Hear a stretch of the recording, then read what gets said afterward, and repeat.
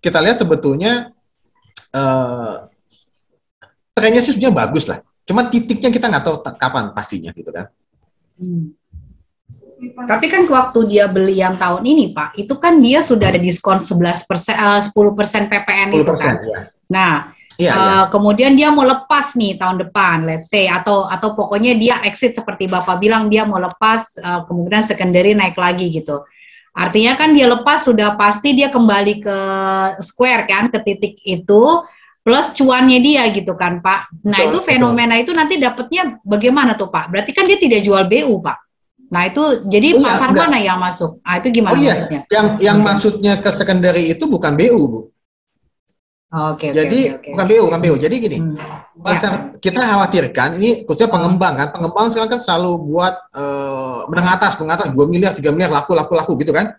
Iya. Tapi saya ada indikasi beberapa pengembang mulai menahan untuk launching di atas 2 miliar lagi.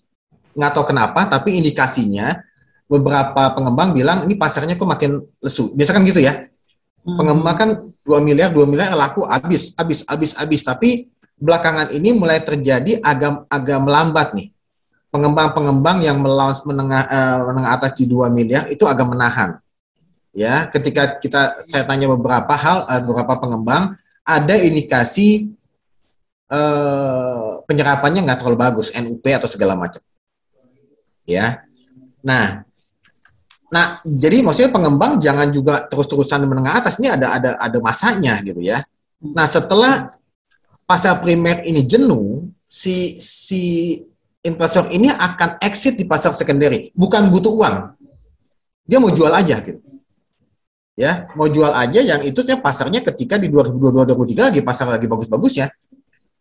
Karena kita nggak tahu, ini kan kalau kita bicara investor itu kan banyak, masing-masing individu itu punya masing-masing keputusan, ya. Jadi kita nggak bisa, nanti mungkin investor yang beli di 10% ini tadi diskon itu nanti jual, nggak juga gitu loh. Tapi ada kecenderungan beberapa aset yang dipegang ini pun terjadi di 2009 ketika 2009 sampai 2012 itu beberapa investor dia melepas asetnya, exit. Ada 5 dia pilih 2, jual deh gitu. Ya, karena dia tuh mau apa banyak-banyak. Ini kan ya dia koleksi gitu kadang-kadang ya. Selama holding powernya kuat nggak masalah. Tapi biasanya ada sebagian yang dia exit gitu. Nah kalau fenomena, sambil menunggu pertanyaan dari teman-teman ya, kita diskusi. Ayo teman-teman, luar biasa nih, cukup dalam ya untuk melihat nanti ke depannya. Kalau saya sih kalau agent mikirnya, berarti ke depannya target market saya dan listing yang mau saya pegang apa nih gitu ya, biar bisa megang pasar cukup banyak peluangnya. Kalau ngelihatnya tadi investor mungkin usianya taruhlah di atas 45 ya Pak gitu. Apakah ketika dia di bawah 2 miliar itu sebenarnya bukan karena dia holding powernya yang menurun, atau memang buyersnya memang marketnya berubah Pak gitu. Karena sekarang kan masuknya millennials ya. Jadi iya. Jadi sambil diskusi saya sebetulnya ada sambil kita ambil diskusi ya, saya lagi cari yang untuk milenial ada nih Bu. Jadi ada riset terakhir kami, ini menarik nih. Milenial itu kan gini, memang yang beli sekarang ini kan 20, katanya 25 sampai 35, bahkan 40 lah gitu ya. 37-an lah. Iya, milenial tuh sampai 40 dia soalnya. Yang dulunya milenial gitu, sekarang udah senior milenial gitu ya. Saya di mana ya? Jadi itu bisa dia sendiri beli ya, atau memang dibeliin orang tuanya, beda ya. Iya. Tapi at least dia buyersnya kan gitu Pak. Artinya kan kalau dia buyersnya berarti kan produk yang kita mau jual sesuai dia, even though dibayar ke orang tuanya kan ya Pak ya. Betul. Nah ini nih ya. Jadi ini hasil survei kami. Usia yang banyak saat ini betul 27 sampai 39. Oke.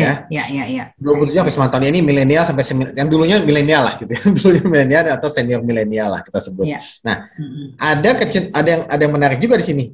Dia 40,95% itu membeli sendiri. Tapi sebagian besar ternyata nggak beli sendiri. Gitu ya. Ada yang dibantu orang tua, Ada yang dibeliin orang tua, beda ya. Misalkan dibantu DP-nya orang tua, dibantu sebagian. Ada yang betul dibeliin orang tua untuk anaknya, misalkan gitu. Jadi ternyata di Indonesia milenial nggak mandiri banget nih. Ya ternyata masih dibantu orang tua gitu kan ya. Nah, lifestyle travelingnya lagi tinggi soalnya. Lagi senang halan-halan. Mulai mau travel lagi nih, ini mau siap-siap travel lagi nih. Kan? Iya, lebih senang happy-happy kayaknya. Nah, ketika pandemi malah waktu itu kita bicara survei juga dengan milenial, ternyata sebenarnya dia bisa saving itu 1,5 juta sampai 2 juta sebulan. Dia nggak ngopi, nggak travel. Ya, tapi ini kembali lagi kayaknya ke habitnya masing-masing ya. Nah, itu. Nah, 40,95% itu membeli sendiri. Ya, jadi sebagian besar dibantu orang tua atau dibeli orang tua. 87,9% dia dapat informasi dari media sosial. Ya, jadi mau tidak mau agensi atau siapapun memang mesti masuk digital. Ya. Kemudian yang beli itu ternyata 38,79% itu membeli milenial yang beli udah keluarga, udah ada anak. Ya. 20 sekian persen saya lupa angkanya itu dia udah keluarga. Ya. Ada yang dengan anak 38%, 20% dengan 38% dengan udah punya anak. Artinya memang si milenial ini dia baru memikirkan mau beli rumah ketika dia udah keluarga. Ya, yang single itu kecil. Yang single saya mau kecil beli kayaknya, tapi ketika dia udah keluarga, apalagi udah punya anak, dia baru beli properti. Nah, penghasilannya itu di 8,5 juta sebulan. Jadi di bawah ini agak berat untuk si milenial beli rumah. Nah, kita harganya 500 sampai 1 miliar. Nah, ini sebenarnya saat ini kan yang tadi kita bilang, ini tuh belum tumbuh banget gitu. Ya, ini masih ya belum tumbuh banget lah sebanyak yang 2 miliar ke atas. Ini kan lebih ke end user nih. End user ini belum tumbuh banget kan dia masih ada pertimbangan-pertimbangan. Kalau kita bicara 8,5 juta, mestinya kan dia nggak bisa beli 500 juta kan. Kita cepat analisis, kalau 8,5 juta artinya dia penghasilannya di 2,5 juta lah, 3 juta gitu. Kalau 3 juta dia cuma bisa beli 300 juta. Nah, kenapa dia beli 500 juta sampai 1 miliar? Nah, ini waktu itu kita diskusi, ternyata memang penghasilan itu banyak, penghasilan milenial yang beli itu yang udah punya keluarga. Artinya dia bisa join income. 8,5, istrinya mungkin bisa 6,5, total berapa itu? 15 juta gitu ya, 15 juta, 5 juta, dia bisa 500 juta, bisa dibantu orang tuanya. Ini sangat kompleks lah, sangat variabel lah. Tapi artinya pasar ini sebenarnya ada. Saat ini kemana? Ini menunggu semua sebetulnya. Tapi profilnya seperti itu, gitu. Ya. Jadi ketika si investor yang betul-betul investor ini dia agak jenuh, saturated di pasar itu, pasar ini akan tumbuh. Nah, pasar ini tumbuh artinya kan secara daya beli ekonomi segala macam, ekonomi pun harusnya tumbuh gitu. Ya.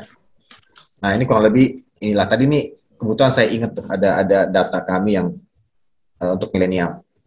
Oke, luar biasa. Cukup memberikan insight ya Bapak Ibu ya, terutama mungkin di sini banyak agent. Jadi untuk ke arah mana kaki akan bergerak di tahun 2022 dan kira-kira market terbesar dan peluang besarnya ada di mana. Oke, silakan loh yang mau tanya langsung di unmute atau mau. Wah, ini ada Pak Bambang Eka juga loh, Bu. Pak Bambang, apa kabar? Pak Bambang Eka, boleh di-unmute Pak Bambang di CC Hello Bambang, nih ini sama bisa update nih, ada kebijakan PPN diperpanjang ya nih. Pak Bambang dari Ray juga nih. Apa kabar Pak Ali? Bambang, apa kabar Pak? Ada update Pak dari Kemenkyu? Iya, yang pasti kita masih berjuang ya, bukan hanya masih berjuang ya. PPNBM ditanggung pemerintah, tapi kita harapkan juga diperluas bukan hanya ke rumah ready stock. Kalau bisa tuh bisa mengarah ke rumah inden dengan batasan-batasan tertentu. Misalnya 1 tahun gitu kan. Jadi marketnya akan menjadi lebih besar. Itu udah ada tanda-tanda lampu hijau belum Pak? Kemarin minggu lalu saya kerja sama OJK juga kayaknya belum ada yang ngarah ke sana ya. Saya juga saya bilang nih. Kayaknya sih kalau diperluasnya belum ya, tapi mungkin kalau PPNBM DTP tetap untuk rumah ready, kayaknya sih hampir pasti. Mudah-mudahan nih, didoakan saja. Iya. Maksudnya Indiannya ready stocknya tetap Pak ya? Betul. Nah, sebenarnya selain itu ya, ada hal lain yang harusnya diperjuangkan juga loh. Selama ini kan kita selalu bicara PPNBM, tapi kita lupa bahwa setelah orang melakukan transaksi, dia kan harus melakukan AJB dan balik lama. Setelah itu kan ada proses yang kita harus bayar, yaitu BPHTB.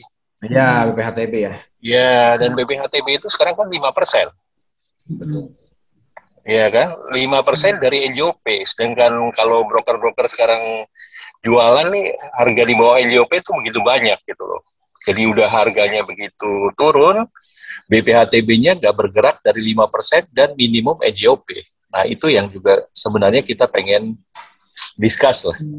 Kemungkinan Ya, itu untuk sebetulnya memperluas dari Pak siapa? Lupa sih.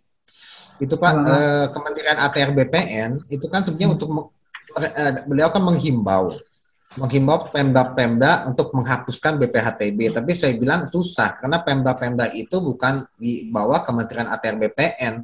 Pemda itu kan masuk otonomi daerah gitu ya Pak Bambang ya. Jadi betul, memang jadi nggak nurut Pak. Sulit.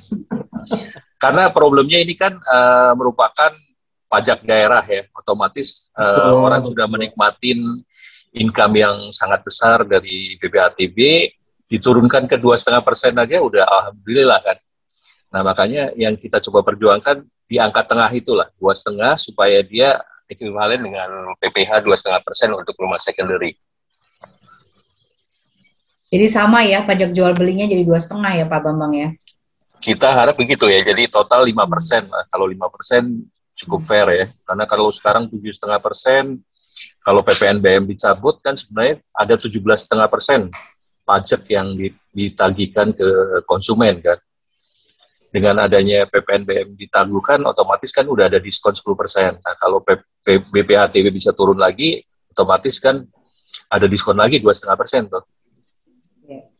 Nah, itu yang kita harapkan, karena boleh dibilang kan sekarang market memang sudah mulai bergerak. Saya juga merasakan ada beberapa properti mulai ada transaksi lebih lah ya.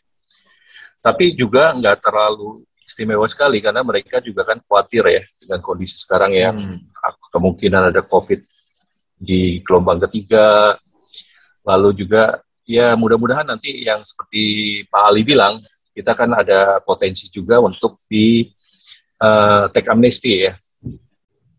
Ini juga mudah-mudahan bisa mengangkat properti-properti yang di atas 5M gitu.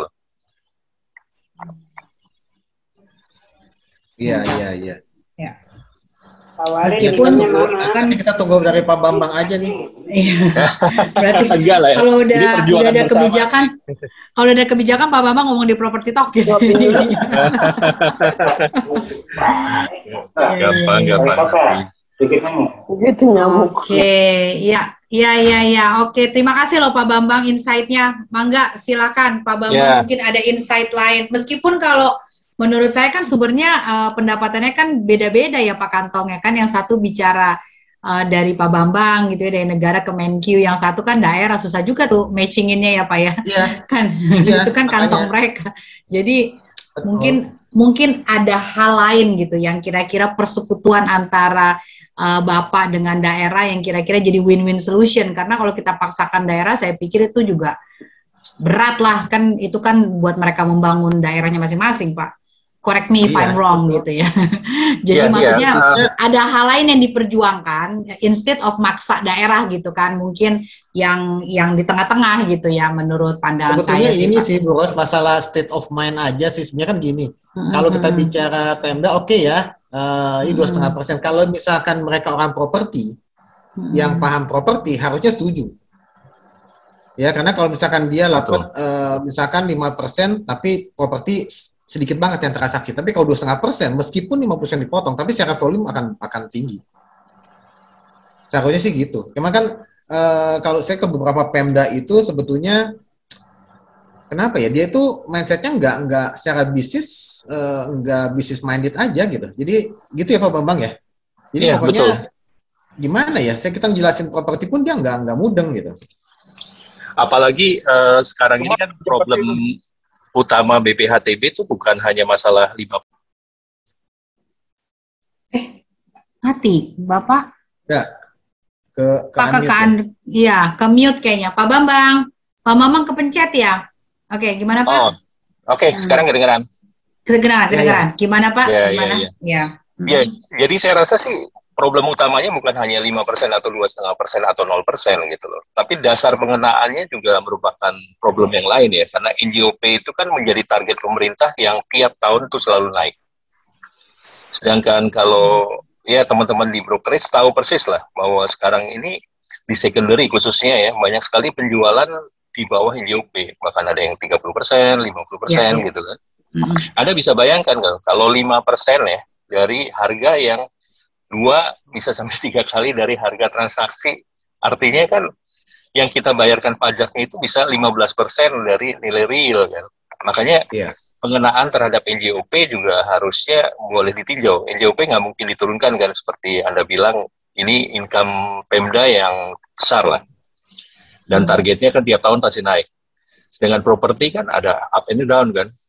Real property buat saya juga kita sering rasakan, dan saya juga ngalamin juga ya. Kita pernah punya properti, kayak baru hari ini lah saya transaksi di Gading Kirana itu 240, 3,5 lantai, masa normal di atas 10 M. Tapi karena saya perlu perputaran, saya harus jual sekarang cuman 6 M misalnya gitu kan. Tapi NJOP-nya udah 8 M, ya saya harus bayar terhadap 8 M kan.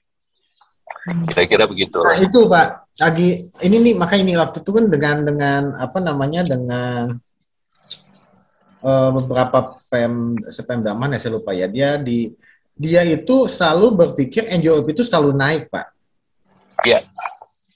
Yang sebetulnya akan bahaya ketika seperti ini, ketika ada krisis, kayak ekonomi lagi nggak bagus, dia tetap naik. Sedangkan yang 5%-nya tetap gitu kan. Jadi kan ada 2 variabel, apakah NJOP-nya diturunin atau BPHTB-nya diturunin gitu. Karena kalau sekarang NJOP-nya udah naik, dengan BPHTB 5% kan terlalu tinggi. Ya harusnya memang betul 2,5%, jadi NJOP naik, jangan dua-duanya naik. Waduh, ini repot gitu ya Pak ya.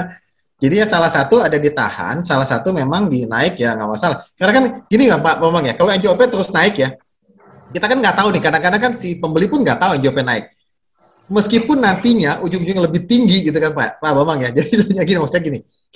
Nah kalau NJOP-nya nggak dinaikin 5%, tapi ketika NJOP-nya dinaikin juga, tapi BPHTB-nya jadi 2,5%, seakan-akan di konsumen kan murah. Tapi belum tentu, karena NJOP-nya naik kan gitu Pak. Betul. Itu kan sebenarnya kalau seperti itu kan momennya bagus pemerintah. Tapi ya ini kita juga, saya sempat itu ke salah beberapa Pemda dengan Kemendagri pun kita udah coba Pak waktu itu. Sama ketika kita bahas sama Kemendagri, itu kok sepertinya Kemendagri nggak terlalu fokus untuk Pemda PPHTB pajak-pajak seperti ini Pak. Harusnya itu ke Kemenkyu kali ya, karena nah tapi Kemenkyu betul, awalnya Kemenkyu. Tapi ketika nanti si Kemendagri-nya nggak mau, kita balik lagi Pak, tim dua-duanya ketemuin. Tapi Pak, kalau bicara Pak, kalau boleh ya Pak ya, kalau misalnya bicara NJOP ya Pak, itu kan juga berbicara mengenai kekayaan seseorang Pak. Justru kadang-kadang mereka membeli barang under NJOP dengan appraisal yang tinggi, itu kan juga making money gitu. Kalau NJOP-nya kita main-mainin gitu ya, maksudnya kita coba turun atau naikin, itu berpengaruh juga kali terhadap harta kekayaan asetnya dia. Misalnya tiba-tiba dari NJOP 48M diturunin jadi 45M, mungkin dia akan refinancing rencananya tahun depan atau enggak seperti apa, ngaruh lagi tuh gitu kan. Jadi rentetannya dan judulnya kan juga pasti entah undang-undang entah apa, judulnya kan udah nilai jual objek pajak. Kalau itu yang akan dirubah nanti kan harus merubah nama gitu kan. Jadi mungkin aku sih kurang setuju ya masalah NJOP karena itu menyangkut kekayaan seseorang, dan kalau dia menggunakan aset properti sebagai salah satu sumber bisnis dia dengan merefinancing atau apa, jadi ngaruh, nggak tahu ya menurut saya ini, Pak Bambang ya. Ya, mungkin gini ya Bu Ros, jadi gini, NJOP itu hanya semata-mata untuk objek pajak, bukan nilai pasar. Jadi bukan fair market value. Jadi kalau misalkan asetnya itu dinilainya bukan berdasarkan NJOP sebetulnya. Jadi yang aset-aset, jadi gini, penilaian aset gitu, kalau mereka penilai kan, ke penilai, tolong dong asetnya dinilai. Dia seharusnya tidak memakai nilai NJOP, karena nilai NJOP itu beda dengan nilai aset. Jadi kalau nilai aset NJOP-nya 1 miliar, NJOP-nya mungkin 2 miliar, ya 1 miliar yang masuk ke SPT pajak kita pun yang itu. Nah, jadi tapi ketika dipajak ada mau jual beli, objeknya itu kan tadi, kenapa kemudian banyak yang di atas NJOP yang keberatan?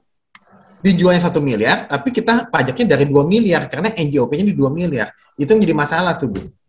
Iya, betul, Pak. Iya. Nah, Iya, betul kalau itu. Nggak, maksud saya kalau kita ya, gimana Pak? Ya. Sebenarnya NJOP ya, seperti tadi Pak Ali bilang, bahwa NJOP itu hanya sekedar patokan dari Pemda. Tapi kalau kita mau menilai aset kita mau minta loan ke bank, atau kita mau menjaminkan dan sebagainya, tentu ada appraisal ya. Dan appraisal company, mereka tentu nggak akan sebodoh itu hanya melihat NJOP. Saya punya NJOP di satu lokasi di Gadot Subroto. NJOP-nya itu lebih dari 100 juta per meternya. Tapi sekarang nilai realnya, kita cari pembeli 40 juta juga nggak gampang. Artinya itu menjadi beban kita. Dan jangan lupa Pak, itu ya Pak, betul Pak, di Senopati, di daerah Menteng.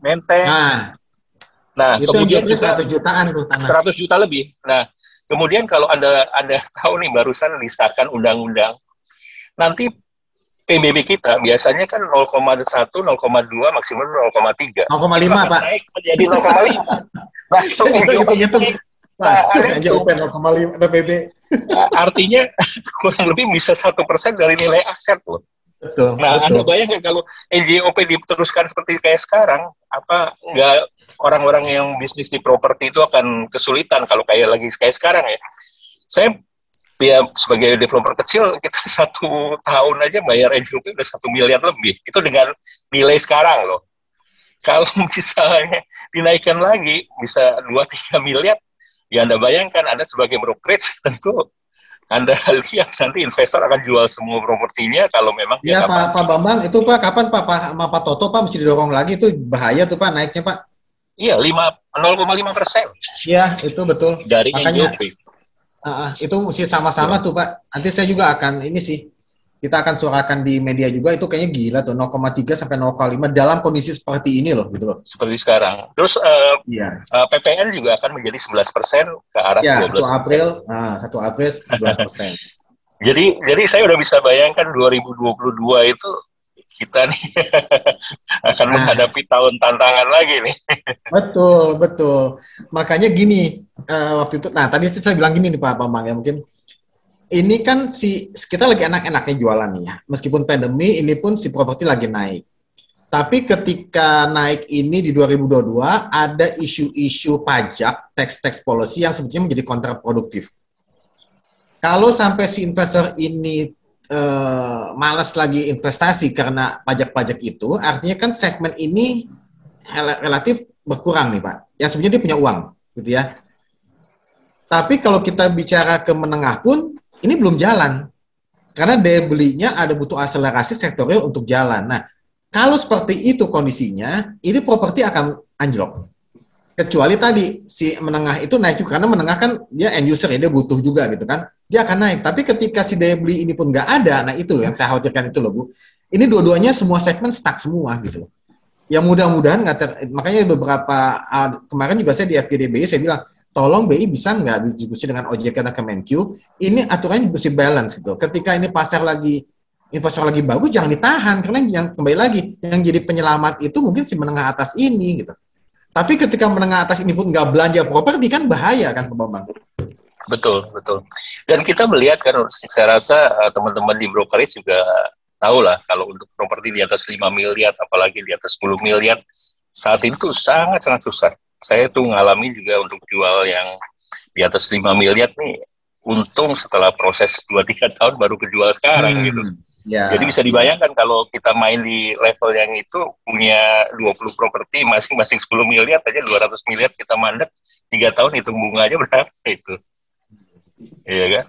Nah itu yang sebenarnya kita kenapa kok kesannya kayak nggak punya rasa heroik, nggak punya rasa patriotis, kok masalahkan BPHTP, NJOP, dan sebagainya. Jangan lupa bahwa NJOP itu dijadikan target pemerintah sebagai pendapatan daerah. Tapi mereka tuh tidak pernah meng-appraise real value-nya. Makanya saya sih usulnya NJOP mungkin sulit lah ya buat kita minta turun gitu. Tapi bisa coba BPHTB itu bukan satu-satunya patokan. Jadi mungkin ada appraisal atau mungkin market value yang